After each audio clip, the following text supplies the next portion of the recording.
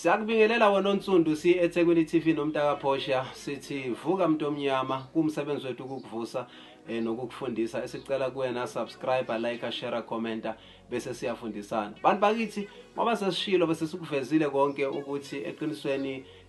leli gama elithi uNkulunkulu igama eliyisisekelo esiyiphutha elasilethela ama systems ayiphutha lento yokuvala amehlo sikhuleke sibheke phezulu esibhakabhakeni into eyengekho khokho bethu babekade bengayenzi lento kodwa okhokho bethu babekade benendlela yokumaza umdali owumvela inqanga umvela iqala omkhulu wabomkhulu right wayekhonzwa njani umdali wayengakhonzwa ngalendlela lena ukuthi sihlangane bese sithi siyadumisa sivala amehlo sikhuleke sikhulume nomoya cha kodwa wayekhonzwa ngendlela yokuphila ukuphilisana kahle kwabo kwakuyindlela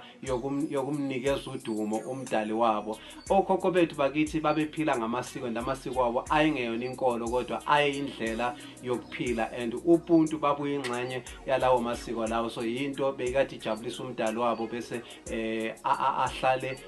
abanikeza zonke izibusiso ngendlela bekade baphila ngakhona uma ngabe ziba khona inkinga bekade benama shrines okuyizindawo ezisacred bekade baya kuzona bayokhuleka bayokhuluma abanye mangabe bafuna izulu bayokhuluma nomkhubulwane ziningi lezo indawo lezo sizoyibala nje kwisiqephu esilandelayo cela ungibambe kusona.